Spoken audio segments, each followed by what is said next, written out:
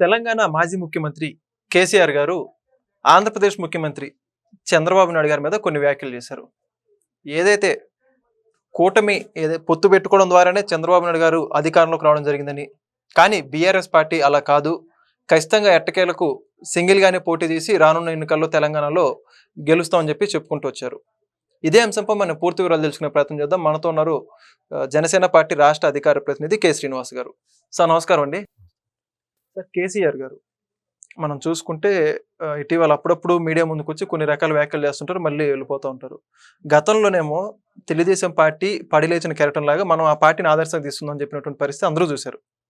ఇప్పుడేమో అక్కడ పొత్తు పెట్టుకోవడం ద్వారానే అధికారంలోకి వచ్చారు, మనం సింగిల్గానే ముందుకెళ్తామని చెప్పి చెప్పుకుంటూ వచ్చారు. అసలుకి ఓ పక్క చంద్రబాబు నాయుడు గారు కానీ ఎవరైతే తెలుగుదేశం పార్టీ నాయకులు ఆంధ్రప్రదేశ్లో ఉంటున్నారో వాళ్ళందరూ కూడా తెలంగాణ రాష్ట్ర రాజకీయాలను ఉద్దేశించి అంతగా మాట్లాడిన దాఖలాలు అయితే లేవు. మరి ఇక్కడ మాత్రం ఎందుకు పదే పదే ఆంధ్రప్రదేశ్ రాష్ట్ర రాజకీయాల్ని ఇన్వాల్వ్ చేస్తున్నారు? అంటే దీని వెనక ఏదైనా ఉద్దేశం ఉందంటారా? వెంకట్, కేసీఆర్ మొదటి నుంచి చేసేటువంటి రాజకీయాలు ఎలా ఉంటాయంటే, అతను తెలుగుదేశం పార్టీ నుంచి పుట్టినటువంటి వ్యక్తే, ఆ పార్టీలో నుంచి రాజకీయ ప్రస్థానం వచ్చిన వ్యక్తే. సరే, 2000కి ముందు అతనికి తగినటువంటి అంటే ఒక పదవి అనొచ్చా లేకపోతే ఇంకోటి అనుకోవచ్చు, అది లేని పక్షంలో ఒక అవకాశానికి తెలంగాణ ఉద్యమాన్ని తీసుకొచ్చి ఉద్యమ నేత కింద బయటకు వచ్చి ఆ తర్వాత దానికి రాజకీయ పార్టీ కింద చేసుకుని తర్వాత ఓ దశాబ్ద కాలం పాటు దాని మీద ఉండి ఇదైంది. మొత్తానికి తెలంగాణకి ముఖ్యమంత్రి అయ్యాడు, 10 సంవత్సరాలు చేశాడు ఆయన. ఆ విధంగా కేసీఆర్ గారి రాజకీయం అంతా కూడా తను తెలంగాణ ప్రజలు పోరాటం చేసినటువంటి కేసీఆర్ గారికి అధికారం ఇచ్చారు, తెలంగాణ ఇచ్చినటువంటి కాంగ్రెస్ పార్టీని అప్పట్లో పక్కన పెట్టారు. మరి వచ్చిన అవకాశం 2 టర్ములు చేశాడు ఆయన, 10 సంవత్సరాలు ముఖ్యమంత్రిగా చేశాడు. ముఖ్యమంత్రి కాకముందు కూడా అతని భాష ఎప్పుడూ కూడా ఆంధ్ర వ్యతిరేక భాషగానే మాట్లాడాడు ఆయన. ఆంధ్ర ప్రజల సంస్కృతి సాంప్రదాయాలని ఆహార వ్యవహారాలని అన్నింటినీ కూడా కించపరిచే విధంగానే మాట్లాడుకుంటూ వచ్చాడు. మరి ఆయనే 2009 ఆ టైంలో ఉన్నప్పుడు మహాకూటమి చేశారు. అప్పుడు మరి తెలుగుదేశం చంద్రబాబు గారితో కలిసి చేశాడు, కమ్యూనిస్టులతో కలిసి చేశారు కదా. అంటే రాజకీయాల్లో పొత్తులు ఏమైనా అనైతికమా?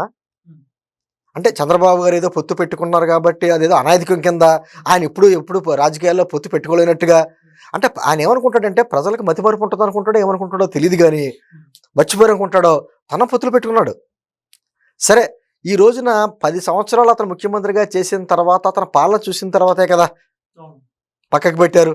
ఎంత దారుణమైన ఫలితాలు వచ్చినాయి. దానికి మళ్ళీ ఆయన అధికారంలో ఉండగా టీఆర్ఎస్ని మళ్ళీ బీఆర్ఎస్గా మార్చి ఏదో జాతీయ నాయకుడి కింద అయిపోతున్నట్టు, అక్కడ మహారాష్ట్రలోని ఒరిస్సాకి వెస్ట్ బెంగాల్కి విస్తరించేస్తున్నట్టు, పైగా ఆంధ్రప్రదేశ్ కూడా ఒక శాఖ ఏర్పాటు చేసి దానికి మళ్ళీ ఒక టీవీ ఛానల్ యజమాని ఒక ప్రెసిడెంట్గా పెట్టి ఎంత ఆర్భాటం చేశాడు. అంటే ఎన్ని ఆర్భాటాలన్నీ చేసిన వ్యక్తి ఆ తర్వాత ఎందుకు చతికిల పడిపోయాడు? ఈ రోజున మళ్ళీ బీఆర్ఎస్ని మళ్ళీ టీఆర్ఎస్గా మార్చడానికి ప్రయత్నాలు జరుగుతున్నాయని వార్తలు వస్తున్నాయి.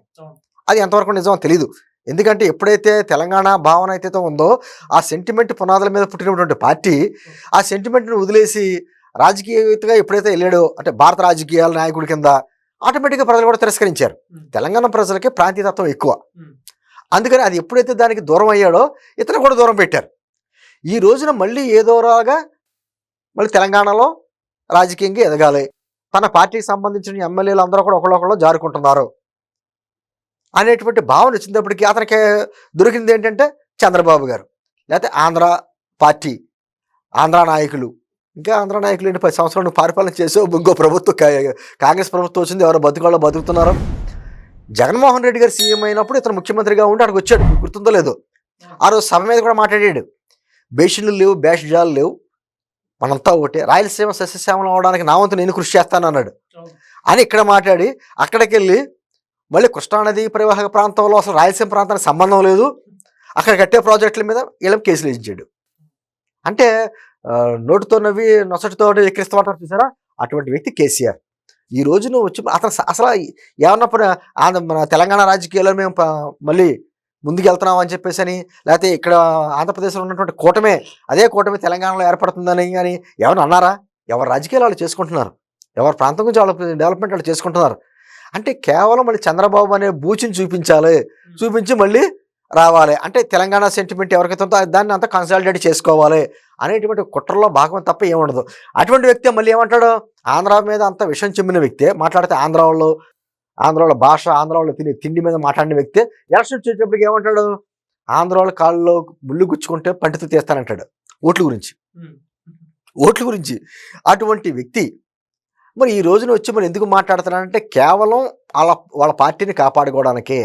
ఆంధ్రప్రదేశ్ రాజకీయాల్లో ఏళ్ళు కూడా పెట్టాడు. పరోక్షంగా జగన్మోహన్ రెడ్డి గారిని గెలిపించడానికి ఇక్కడి నుంచి ఎన్ని నిధులు అక్కడ తరలించాడు అన్నది అందరికీ తెలిసినదే. కొంచెం పెద్ద రాజకీయ నాయకులు అయితే కొంతమందికి అంకెలతో సహా చెప్తారు బయటికి. కొన్ని కోట్ల రూపాయలు ఇక్కడి నుంచి తరలించి, అదేవిధంగా తలసాని శ్రీనివాస్ యాదవ్ లాంటి వ్యక్తులను అక్కడికి పంపించి బీసీ కార్డులు వాడి అక్కడ ఏదో ఆంధ్రప్రదేశ్ రాజకీయాల్లో పొల్లట్టాలని చూశాడు. కొంతమంది ఉంటారు కదా, డబ్బులు ఇస్తే బోళ్ళు మంది పనిచేసి ఉంటారు కదా. అలాగే ఆంధ్రప్రదేశ్లో కూడా కొన్ని చోట్ల కేసీఆర్ గారు ఫోటో పెడతాం, ఇటువంటి కొన్ని కార్యక్రమాలు చేశారు. పాపం వాళ్ళందరికీ తర్వాత కనువిప్పు కలిగింది ఏంటన్నది. అంటే కేవలం ఎవరు బ్రతుకాళ్ళు బతుకుతున్నారు. ఆంధ్ర తెలంగాణ అనేది భావం లేకుండా 2 రాష్ట్ర ప్రజలు తెలుగు ప్రజలే. మనం అందరం కలిసి మనం బాగుంటేనే, కలిసికట్టుగా ముందుకెళ్తేనే, తెలుగు ప్రజలు ఎక్కడున్నా సరే అభివృద్ధి బాటలో వెళ్తేనే ఒక పేరు ఉంటుంది అనేటువంటి ఉద్దేశంతో మనం ఉంటాం తప్ప ఆంధ్ర తెలంగాణని విభజించే రాజకీయాలు.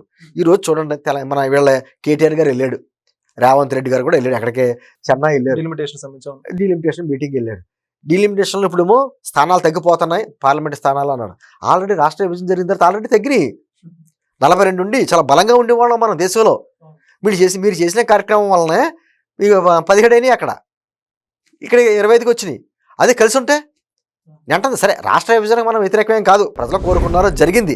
కానీ చేసిన తప్పులన్నీ మీరు చేసి అదేదో ప్రజలు తప్పు చేసినట్టో లేకపోతే పక్క రాష్ట్రాల మీద తప్పు చేసినట్టో ఇన్ని రకాలుగా. అంటే ఓ పక్క నుంచి వాళ్ళ పార్టీ సంబంధించిన హరీష్ రావు గారు కూడా ఆంధ్రప్రదేశ్కి ప్రత్యేక హోదా రావడానికి వాళ్ళకి ఇష్టం ఉండదు. ఆంధ్రప్రదేశ్కి ప్రత్యేక హోదా ఇస్తే మేము అడ్డు చెప్పమంటారు. ఒక పక్క నుంచి కవిత ఒక మాట మాట్లాడుద్దామే, ఆమె స్టేట్మెంట్ ఇస్తుంది, ఆంధ్రప్రదేశ్కి న్యాయం జరగాలి, ఆంధ్రప్రదేశ్కి ప్రత్యేక హోదా ఇవ్వాలి అంటది ఆమె. హరీష్ రావు వచ్చి ఏమంటాడు, ఎటకారంగా, చాలా విడ్డూరంగా, రకరకాలైనటువంటి ఎటకారంగా మాట్లాడాడు. ఆంధ్రప్రదేశ్కి స్పెషల్ స్టాటస్ ఇచ్చారనుకో, మా పరిశ్రమలన్నీ అటు వెళ్ళిపోతే ఎలా ఇస్తారు, ఆంధ్రప్రదేశ్కి స్పెషల్ స్టాటస్ ఇస్తే మాకు ఇవ్వాలి అనేటువంటి మిలిక. అలా బాగుపడిపోయినా పర్వాలేదు కానీ మేము బాగుపడిపోయినా పర్వాలేదు, అతను బాగుపడకూడదు, ఇటువంటి కాన్సెప్ట్. ఈ రోజున ఏంటంటే వాళ్ళ పార్టీ ఇప్పుడు చావు బతుకులో ఉందంటారు చూసారా, అలాగా కొట్టుమిట్టి ఆడుతుంది. ఈ పరిస్థితుల్లో ఏదో రకంగా మళ్ళీ ఆంధ్రోడు లేకపోతే చంద్రబాబు ప్రాంతీయ భేదాలు, మళ్ళీ తెలుగుదేశం పార్టీ ఏమో ఆంధ్ర పార్టీ. అరే నువ్వు ఎక్కడి నుంచి వచ్చావు? నీ 3 దశాబ్దాలు నీ రాజకీయాల్లో నువ్వు చేసిందంతా. ఇప్పుడు 80లలో ఇంచుమించు మన రామారావు గారు వచ్చిన కాడి నుంచి ఉన్నాడు కదా. ఆ పార్టీ మొత్తం కూడా వీళ్ళే కదండి, ఎర్రబెల్లి దయాకర్ వీళ్ళందరూ కూడా అందరూ అదే కదా. నీ పార్టీలో ఈ రోజున ఆ తలసాని శ్రీనివాస్ యాదవ్ కావచ్చు, మిగతా వాళ్ళందరూ కూడా సమైక్యవాదులే కదా. ఆ రోజున 2014 ఎన్నికలు జరిగినప్పుడు ఇక్కడ జూబ్లీ హిల్స్ కాడించి చివరి వరకు కోటపల్లి నుంచి అందరూ కూడా గెలిచిందంతా తెలుగుదేశం వాళ్ళే కదా. ఆ తెలుగుదేశం వాళ్ళే కదా నువ్వు అదంతా తీసుకున్నావు, నీ పార్టీలో పెట్టుకున్నావు, టీఆర్ఎస్ పార్టీలోగా. వాళ్ళందరూ కూడా సమైక్యవాదులలో తెలంగాణ వాదులు అయ్యారు కదా. తెలంగాణ ప్రజలకు తెలదా? నీ అంటుంది ఇది సోషల్ మీడియా యుగం. గతంలో ఏదో చేసి అంటే ఉద్యమ సమయంలో ఏం మాట్లాడాను తప్ప మాకు ఎవరికి విద్వేషాలు లేవని మాట్లాడడం, ఇప్పుడు మళ్ళీ అదే బ్రాండ్ వాడడం. ఎన్నిసార్లు సెంటిమెంట్ పునాదుల మీద పార్టీ నడుపుతారు? ఏదన్నా ఉందంటే నువ్వు 10 సంవత్సరాలు ముఖ్యమంత్రిగా చేశావు కాబట్టి ఆ 10 సంవత్సరాలు నీ చేసిన డెవలప్మెంట్ ఇది. నేను ముఖ్యమంత్రిగా పక్కా తప్పుకున్న తర్వాత రేవంత్ రెడ్డి గారు వచ్చిన తర్వాత డెవలప్మెంట్ లేదు అది చెప్పుకుంటాం మానేసి, నువ్వు చేసిన అభివృద్ధి చెప్పుకోవడం మానేసి పక్కన ఉన్నటువంటి చంద్రబాబు నాయుడు గారి గురించి ఎందుకు, ఆంధ్రప్రదేశ్ రాజకీయాలు వెళ్ళి పెడతాం ఎందుకు? మేము కూడా వెళ్ళి పెట్టాలా? మేము వెళ్ళి పెడితే ఎలా ఉంటుందో చూపించాలా? ఈరోజు తెలుగుదేశం పార్టీకి చాలా బలమైన కార్యకర్తలు రాష్ట్రం అంతా ఉన్నారు. తెలంగాణలో పవన్ కళ్యాణ్ గారికి అభిమానులు రాష్ట్రం అంతా ఉన్నారు. బీజేపీ అలా ఆల్రెడీ స్ట్రాంగ్గా ఉంది. అక్కడ మోడలే, అక్కడ తెలుగుదేశం, జనసేన, బీజేపీ. తెలంగాణకు వచ్చేటప్పటికి బీజేపీ, తెలుగుదేశం, జనసేన ఎవరిని ముందు పెట్టాలో పెట్టి నిజంగా తెలంగాణ ప్రజలు కూడా ఆలోచించి ఇక్కడ కూడా డబుల్ ఇంజిన్ సర్కార్ వస్తే మా రాష్ట్రం డెవలప్ అవుతుందని నిజంగా అనుకుంటే నీ పరిస్థితి ఏంటి?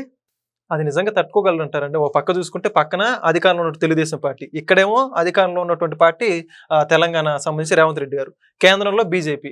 ఈ 3 అధికార పార్టీలు ఒకళ్ళ మీద దృష్టి అంటే ఖచ్చితంగా ఆంధ్రప్రదేశ్ లో డెవలప్మెంట్ అంటే ఖచ్చితంగా డెవలప్మెంట్ చూస్తారు కదా ప్రజలు. అంటే మనమేం భూమి చీలిపోలేదు కదండి, మనం ఏదో పేర్లు రాసుకున్నాం ఆంధ్ర తెలంగాణ. మనకు గత 6 దశాబ్దాలుగా మనం కలిసే ఉన్నాంగా, 7 దశాబ్దాలు కలిసే ఉన్నాం. ఈ రోజు ఏదో రాజకీయంగా కొంచెం ప్రాంతాలుగా పేర్లు అలా విడిపోయినంత మాత్రాన తెల్లారు లేగితే హైదరాబాద్ వచ్చే వాళ్ళు ఉంటారు, ఇక్కడి నుంచి అక్కడికి వెళ్ళే వాళ్ళు ఉంటారు, ఇక్కడ వాళ్ళు అక్కడ పెళ్లిళ్ళు చేసుకుంటారు. ఇంతకే కేసీఆర్ గారు కోళ్ళే ఆంధ్ర అమ్మాయి అంతే కదా. మరి అటువంటిప్పుడు నీకు ఆంధ్ర తెలంగాణ ఎందుకు వస్తుంది రాజకీయాల్లో? కేవలం పబ్బం గడుపుకోవడానికి, వాళ్ళ పార్టీని మళ్ళీ నిలబెట్టుకోవడానికి, వాళ్ళు చేసిన దోపిడీ అంతా ప్రజలు ప్రశ్నించారు, అందుకనే పక్కన పెట్టారు. ఈ రోజున ఏదో ఒక విషయం కావాలి, ఆ విషయం డీలిమిటేషన్ ఏదో ఇవే ఉంటాయి, కానీ వాటి వల్ల ఏం పని జరగదు. వాళ్ళకి ఎలా పని జరిగేదల్లా వాళ్ళకి భిక్ష పెట్టింది కూడా మళ్ళీ ఆంధ్రోడే కావాలి, ఆంధ్ర పార్టీయే కావాలి అనేటువంటి ఉద్దేశంతో చేసే మాటలు తప్ప అంతకుమించి మరొకటి కాదు. ప్రజలు గమనిస్తున్నారు. గతంలాగా ఏమీ మూర్ఖంగా ఏమీ లేరు. ఖచ్చితంగా ఏం జరుగుతుందో ఆంధ్రప్రదేశ్లో ఏం జరుగుతుందో, ఆ ప్రభుత్వం ఉండగా డెవలప్మెంట్ ఎలా ఉందో, నీ హయాంలో ఏం జరిగిందో, ఈరోజు రేవంత్ రెడ్డి గారి హయాంలో ఏం జరుగుతుందో అన్నీ గమనిస్తారు. వాళ్ళ గురించి, వాళ్ళ బిడ్డల భవిష్యత్తు గురించి ఆలోచించారనుకో, వాళ్ళే ఆహ్వానిస్తారు కూటమి. ఎక్కడ కూడా ఏర్పడంటే కూటమి, ఈ పార్టీలు మాకు వద్దని, అదే జరుగుద్ది. అది వాళ్ళు స్వాగతిస్తే అయిపోతుంది. అంతే. Thank you sir. Please subscribe to Leo News for more videos.